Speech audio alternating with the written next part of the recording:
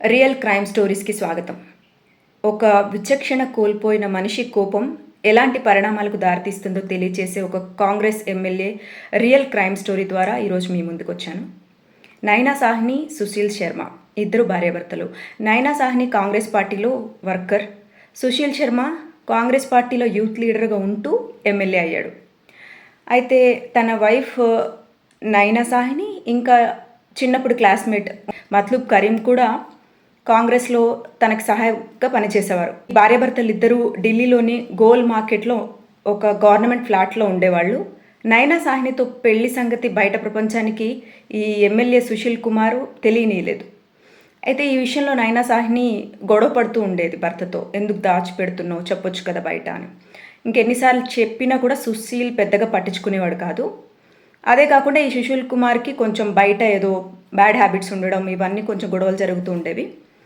అయితే ఈ సుశీల్ క్లాస్మేట్ మత్లూబ్ కరీం ఉన్నాడు కదా, ఇతనితో వీళ్ళ వైఫ్ నైనా మాట్లాడుతూ ఉండేది. నేను ఇంకా ఇతను వదిలిపెట్టి ఆస్ట్రేలియా వెళ్ళిపోతాను, నాకు కొంచెం హెల్ప్ చేయనంటే అతను ఈ వీసా ప్రాసెస్ కోసం ఈ అమ్మాయితో అప్పుడప్పుడు మాట్లాడుతూ ఉండేవాడు ఫోన్లో. అయితే ఈ నైనా సాహ్ని అండ్ ఈ మత్లూబ్ అనే పర్సన్ ఇద్దరు మాట్లాడుకోవడం అస్సలు నచ్చేది కాదు. ఇంటికి డౌట్ పడుతూ ఉండేవాడు. అప్పుడప్పుడు ఇంటికి రాగానే ఫోన్ చెక్ చేసేవాడు, ల్యాండ్ లైన్ రీడైల్ కొట్టి ఎవరికి కాల్ వెళ్ళింది ఇంతకుముందు అని చెక్ చేసుకుంటూ ఉండేవాడు. ఎవరు? హస్బెండ్ సుశీల్. అయితే 1995 జూలై 2వ తారీఖు రాత్రి నైనా సాహ్ని మద్యం తాగుతూ ఎవరితోనో ఫోన్లో మాట్లాడుతూ ఉంటుంది. అదే సమయంలో సుశీల్ శర్మ ఇంటికి రావడంతో నైనా సాహ్ని కాల్ కట్ చేసేస్తుంది. ఎవరితో మాట్లాడుతున్నావు అని భార్యను అడిగితే ఎవరు లేదు, రాంగ్ నెంబర్ అని చెప్పి కట్ చేస్తుంది. కిచెన్లోకి వెళ్తుంది. తన ప్రవర్తన కొంచెం డౌట్ఫుల్గా ఉండి తను కిచెన్లోకి వెళ్ళడం చూసిన సుశీల్ శర్మ ఫోన్ తీసుకుని మళ్ళీ రీడైల్ బటన్ నొక్కుతాడు. అవతల వైపు నుంచి ఈ మత్లూబ్ కరీం ఫోన్ లిఫ్ట్ చేసి హలో హలో అంటాడు. అతని వాయిస్ సుశీల్ గుర్తుపడతాడు. నైనా సాహ్ని తనతో అబద్ధం చెప్పి మత్లూబ్ కరీంతో కాల్లో మాట్లాడిన విషయం తెలుసుకున్నాడు కదా. ఇక ఈ నైనా సాహ్ని మత్లూబ్ కరీం మధ్య ఏదో సంబంధం ఉందని ఇంకా ఎవ్రీడే ఇంకా సుశీల్ శర్మ తరచూ అనుమాన పడుతూనే ఉండేవాడు. ఇద్దరి మధ్య గొడవలు జరిగేవి. ఇలా జరుగుతూ ఉంటే జూలై 2వ తారీఖు కూడా ఇదే విషయంపై గొడవపడి సుశీల్ శర్మకి పట్టరాని కోపంతో తన వద్దనున్న గన్ తీసుకుని నైనా సాహ్నిని కాల్ చేస్తాడు. 2 బుల్లెట్లు తలపై, 1 బుల్లెట్ గొంతులో తగులుతుంది. నైనా సాహ్ని అక్కడికక్కడే చనిపోతుంది. సుశీల్ శర్మకు ఏం చేయాలో అర్థం కాదు. ఎందుకంటే సుశీల్ శర్మ మర్డర్ చేయాలని ప్లాన్ చేసి చేయలేదు, ఒక అంతుపట్టని కోపంతో కాల్ చేశాడు. ఇక శవాన్ని ఎక్కడైనా పడేయాలి అని చెప్పి ఒక పాలిథిన్ కవర్లో చుట్టేసి బెడ్షీట్లో పెట్టి కిందకి తీసుకురావడానికి ట్రై చేస్తాడు. కానీ ఆ శవాన్ని అతను లిఫ్ట్ చేయలేకపోతాడు. ఇంకా చేసేదేం లేక కిందకి ఈడ్చుకుంటూ మారుతి కారులో పెడతాడు డిక్కీలో. కారులో ఈ సాహ్ని శవాన్ని తీసుకుని బయటకు బయలుదేరుతాడు. ఢిల్లీలోనే తన కారులో శవాన్ని ఉంచుకుని ఢిల్లీ అంతా తిరుగుతూ ఉంటాడు. ఎక్కడ శవాన్ని పడేయాలో అర్థం కాదు. ఇంకా అతను ఎమ్మెల్యే కావడంతో శవాన్ని పారేసేటప్పుడు ఎవరైనా చూసే అవకాశం ఉంటుందని భయపడి ఇంకా ఎక్కడ పాడేకోకుండా ఒక తన సొంత రెస్టారెంట్ ఒకటి ఉంటుంది. ఆ రెస్టారెంట్కి నైనా డెడ్ బాడీని కారులో తీసుకెళ్తాడు. ఆ హోటల్లో కేశవ్ అనే వ్యక్తి మేనేజర్గా పనిచేస్తూ ఉండేవాడు. ఆ రెస్టారెంట్కి చేరిన తర్వాత అక్కడికి వస్తున్న కస్టమర్లను రెస్టారెంట్ క్లోజ్ అయిపోయిందని చెప్పి పంపించేస్తారు. అప్పుడు ఈ కేశవ్ సుశీల్ శర్మకి బాగా క్లోజ్, నమ్మకస్తుడు అవడంతో చెప్పినట్టు చేయడానికి ట్రై చేస్తాడు. కాసేపటి తర్వాత హోటల్ స్టాఫ్ని కూడా కేశవ్ బయటికి పంపించేస్తాడు. ఇంకా రెస్టారెంట్లో సుశీల్ శర్మ, కేశవ్ మాత్రమే ఉంటారు. సుశీల్ కేశవ్తో ఏం జరిగిందో మొత్తం స్టోరీ అంతా చెప్తాడు. కారులో శవం ఉంది, దాన్ని ఎలా అయినా తీసి ఈ తందూరు అనే బట్టి ఉంటుంది కదా, తందూరి బట్టి అంటే రోటీస్ చేసే బట్టి, అందులో కాల్చి బూడిద చేయాలని కేశవ్తో చెప్తాడు ఒక ప్లాన్ని. తందూరులో ఈ రోటీలు తయారు చేసేదన్నమాట. హోటల్స్లో మనం జనరల్గా చూస్తూ ఉంటాం, ఒక పెద్దగా ఇలా ఉంటుంది. అయితే ఇక నైనా శవాన్ని ఆ తందూరులో కాల్చడం మొదలు పెడతారు.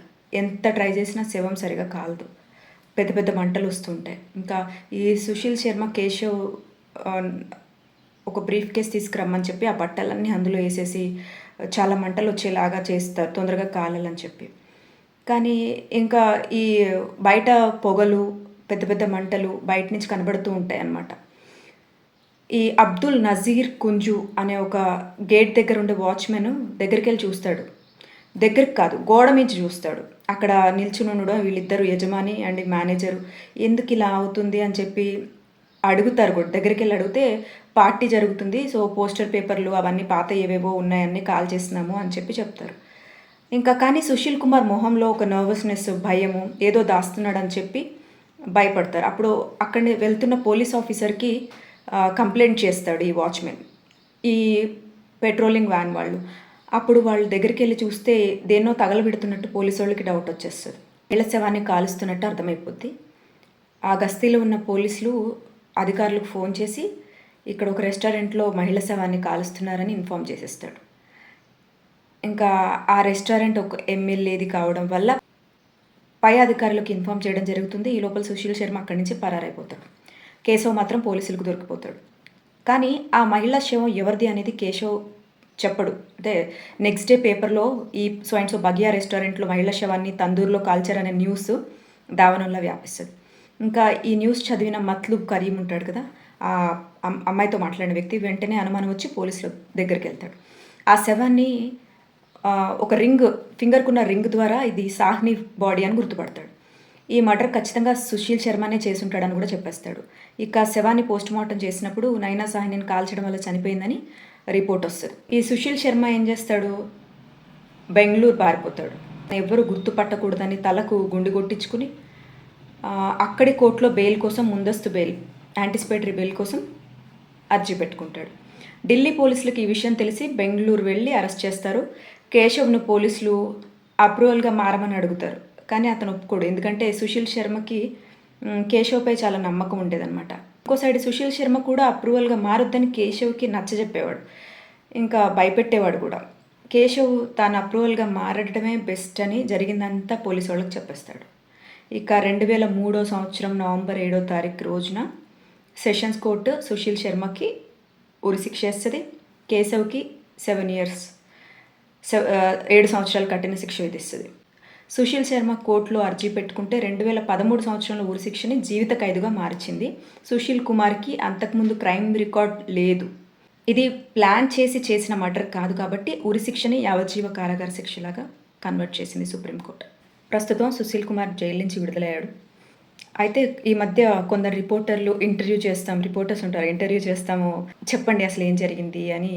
అంటే అప్పుడు లేదు, నేను మొత్తం మారిపోయాను, ఇది కేవలం నా అతి కోపం వల్ల సొంతంగా నాకు నేనే విధించుకున్న శిక్ష, నేను ఇంకెవరికి ఇంటర్వ్యూస్ ఇవ్వను, అది నా జీవితంలో ఒక పీడకల, అన్నీ మర్చిపోయాను అని చెప్తాడు. అంటే ఈ రియల్ క్రైమ్ స్టోరీ ద్వారా నేను చెప్పబోయేది ఏంటంటే, ఒక మనిషి నచ్చకపోతే వదిలేసుకోవచ్చు, విడాకులు ఇవ్వచ్చు, లేదా పోలీస్ కంప్లైంట్ కూడా ఇవ్వచ్చు బైగమి కేసు పెట్టి. కానీ ఇట్లా ఒక మనిషిని చంపేసే హక్కు ఎవరికి లేదు.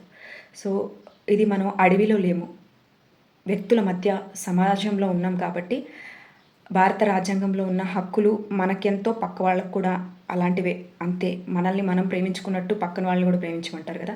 వాళ్ళు ఏమైనా జరిగితే చట్టం ఉంది శిక్షించడానికి. చట్టాన్ని చేతుల్లో తీసుకుని ఇలాంటి దుశ్చర్యలకు పాల్పడితే సంవత్సరాలు జైల్లో చీకటి బతుకులు బతకాల్సి వస్తుంది. కాబట్టి కోపాన్ని, ఈగోని పక్కకు పెట్టి బ్రెయిన్తో, మనసుతో కాదు మైండ్తో ఆలోచించడం మొదలుపెట్టింది. ఆవేశం ఎప్పటికీ పనికిరాదు. Thank you. Me Durga LLB.